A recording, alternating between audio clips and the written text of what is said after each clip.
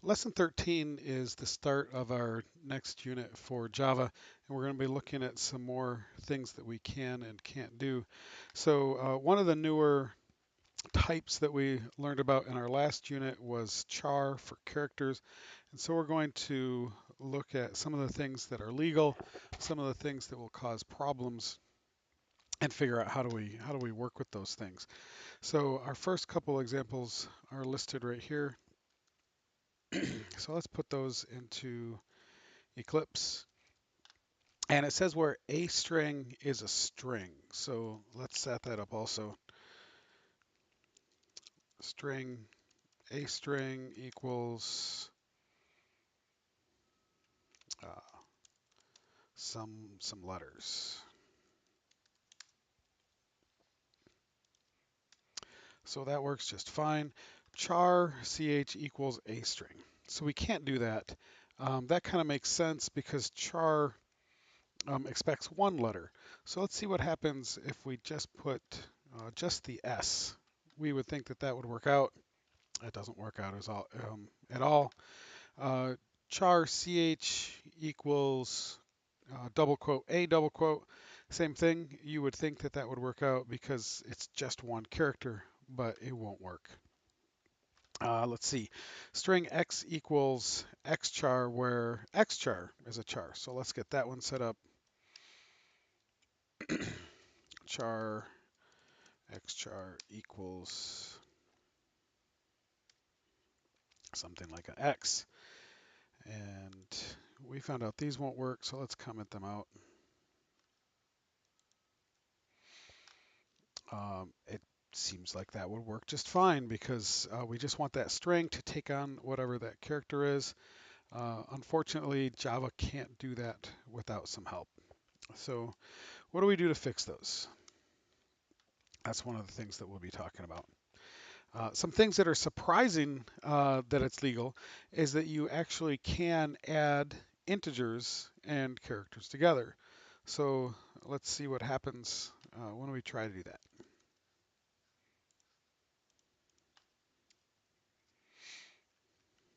Int x equals 1, char ch equals capital A, int y equals x plus ch, and if we print that out and run it, it equals 66. So why does that work? Basically, the computer, when you say that char ch equals capital A, it has a table of codes for each letter called the ASCII table. The character code for capital A is 65, the number 65. And so when you add 1 to it, it makes it into 66. So this integer would equal 66. So that's kind of surprising. Let's see, what about this one? Int z equals ch. Let's see if that works. Int z equals ch, there's no error message. If I print it,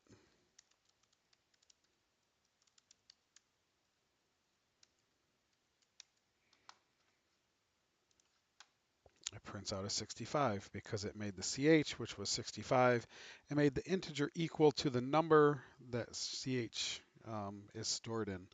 So, and then of course, if we did a system.out.println ch, will it print a 65? Will it print a capital A?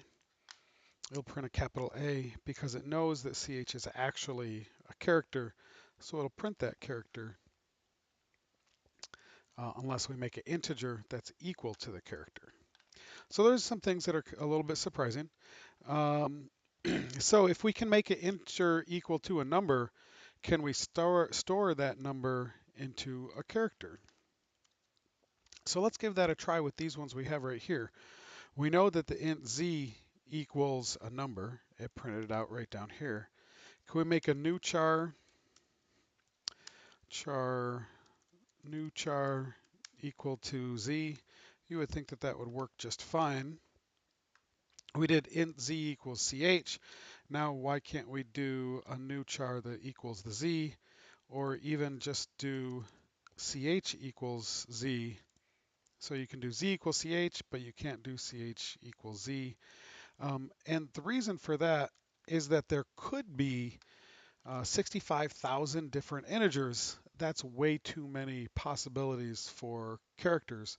Chars only go up to a certain number. So you would think that it would say, well, if it's low enough, it'll work out. No, Java says that doesn't work. It doesn't make sense. So what can you do to make that work? Well, we could cast this, and so we could put char in parentheses, and it'll say, oh, okay, I will turn that into a character since you told me to do it. And so that can work out that way.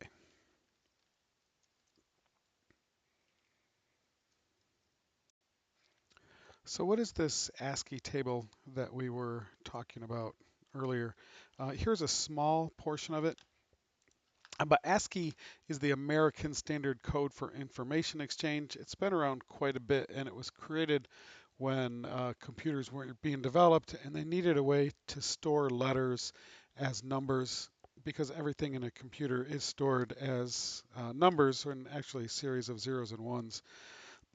So if you take a look at the table, everything is set up in series of multiples of 2, and then in multiples of 16 because it's a little easier to compare it together. So the first couple sets of multiples of 16 store a lot of computer information. They store some of the things that are some of the symbols, exclamation point, double quote, hashtags, those kinds of things. The digits are stored in the third group of 16. So the third multiple of 16 is 48. So 48 would be the 0, 49 would be the 1, uh, etc. Down to 9, and then they continue with some more of the symbols. The next group of 16 is where the capital letters are stored. So 64 would be the @ sign, and then the first number after that is the capital A. So the first letter goes across from the number 1. A, B, C, D are going to read down with 65, 66, 67 until we get down to the 15th, and then we'll come back with the rest of the capitals. Some people are surprised that they didn't start right in with the lowercase letters right after that, but they wanted to put a gap so that every lowercase letter is exactly 32 after the uppercase letter, keeping with these multiples of 16 that make it a lot easier for things to work in the computer.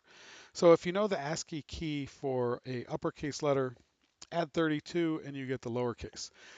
If you know the lowercase, you can subtract 32 to get the uppercase. So that's the ASCII table. So earlier we were talking about trying to convert between strings and characters or chars, and we looked at some of these things. They didn't work. Let's figure out what we can do to actually make this work. So let's take this code that we had before, and we have an error message for this one. So what can we do? Well, we can do a string and then dot char at 0. I'm having an error message because I have to get rid of the ch here. I do. It's a duplicate local variable. There we go. So ch equals a string dot char at 0. So it's going to take the first character, the character number 0, from a string and put that into ch. If we try to print that, it'll work out just fine.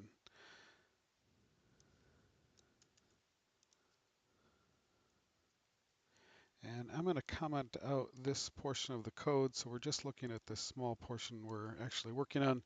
And let's see, I do need to say that this is a char now because I commented that out. And if we run this, it'll print out the S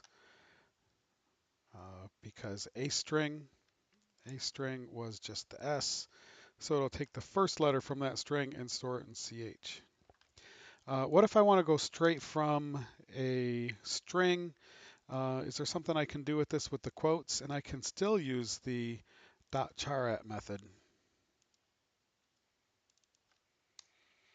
And it'll say, okay, I have this string A. I'm going to take the first letter and store that in ch. So if I try printing that, works out just fine.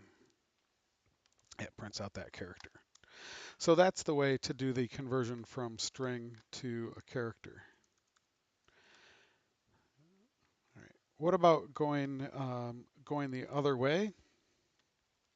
If I want to make a char and take a char and make it into a string, we can also do something for that one, and we're gonna use concatenation to make that happen. So before we tried this code,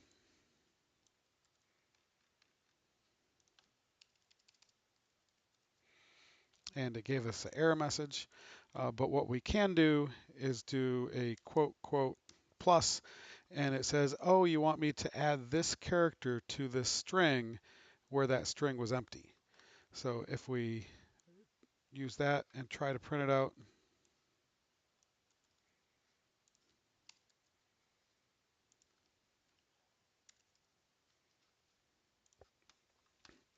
it will take the character X and it will add it to the string, and then we can print out that string. So that's the way that you convert from a character to a string. We can also try to do this one as well. So we can say our string X, we can't do equals single quote X single quote, but what if we try doing quote quote plus the character X, and then we try to print it out? That works out just fine. So that's the way that you convert from a character into a string. Converting, and there's a number of other character methods that we can use to convert from one thing to another.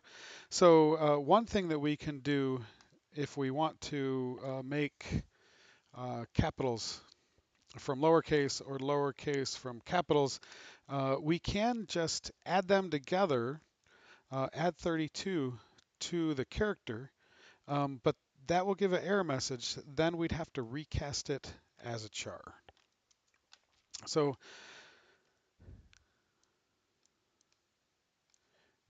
let's create a character.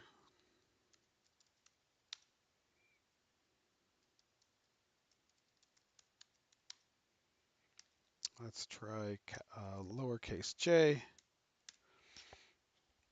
and then let's try to char my upper char equals my char minus 32. That won't work because my char minus 32 isn't going to end up as a character, it's going to end up as an integer. So what we can do to that is we can cast it as a char, put this in parentheses, and first it will subtract 32 from the integer value, store it back as a char, and we can try to print this out and see if it prints out a capital J.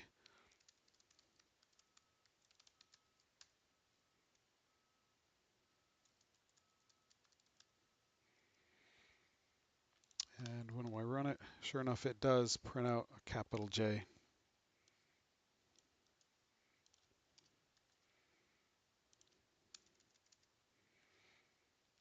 And here it'll print the lowercase and the capital. We could try that with any other letter. We could try an E, and it will print the lowercase e, and then my upper char, it will subtract 32 and print that out. We could also try it with a lowercase, start with an uppercase, add 32, and it would print out a lowercase. So that will work out as well. But there's other methods that are more useful and more common. A lot of people don't want to remember that add to 32 and those kinds of things. So uh, here's some other examples of questions that we can ask. So suppose we have a character, we don't know whether it's a number or a letter, but depending on whether it's a number or a letter, we might do different things. So one of the methods that we can actually do is the isDigit method. And it will return a true or a false depending on whether it's a digit, 0 through 9, or some other type of a character. So here's a couple examples that we can run.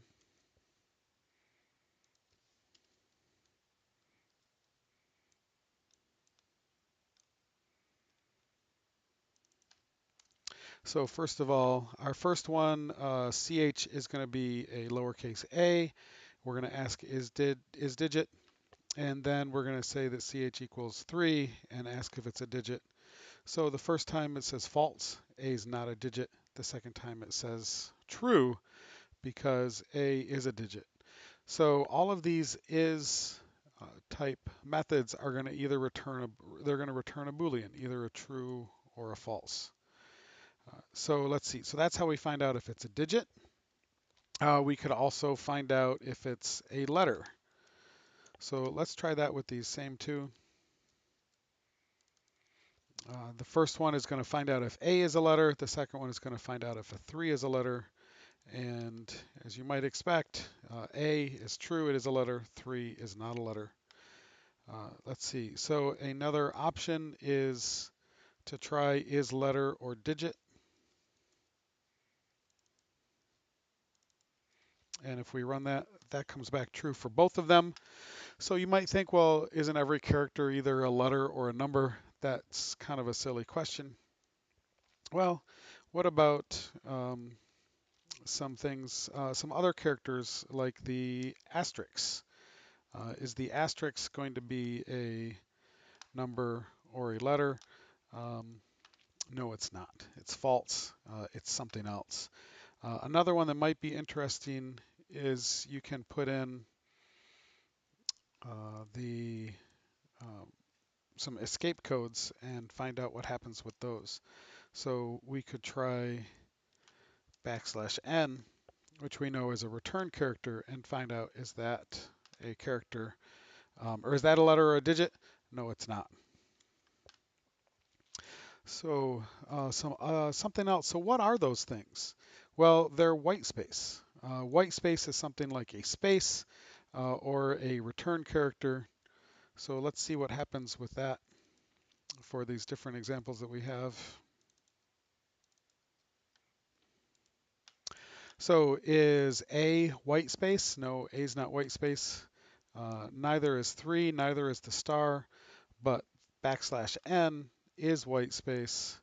And if I actually tried putting in a space is white space. So white space is that thing that is a that's not a visible printed character. A couple other things that we can run, and I'm not going to run these, all of these, but you can ask if something is lowercase or is something uppercase. And as you might expect, if it's not a character, then it's not going to be uppercase. So let's try putting in a capital A for this last one. And if we run it, lowercase a is not uppercase, a 3 is not uppercase, a space is not uppercase, a capital letter is uppercase. So I talked earlier about using adding 32 or subtracting 32 to switch from uppercase or lowercase, but there's actually a method that can do that. And instead of saying is, it's going to do a 2 for those things. So if we start out with a capital and we do 2 lowercase, it'll change it to a lowercase letter. So let's give that a try. Let's try 2 uppercase on this one and see what it does with the capital A. Or with the lowercase a, it prints a capital A. What if we tried that with a capital A? Is that going to make it even more capital? Is it going to have an error message? No, if it's capital, it just leaves it uppercase. If it's lowercase, it changes it to uppercase. Same thing with lowercase. You can do the 2 lowercase method. And you can run that. It'll change them both to lowercase a. You might wonder what would happen if you try it with a 3 or with white space. And so if we try those things, it didn't change the 3, it didn't change the space. So it tried to, there was nothing to change And if we try the same thing with to uppercase for the 3 or the space, again, it doesn't give an error message, it just doesn't do anything. It just leaves everything exactly the way that it was. So that's the lesson for uh, lesson number 13, ASCII, and a few more char methods.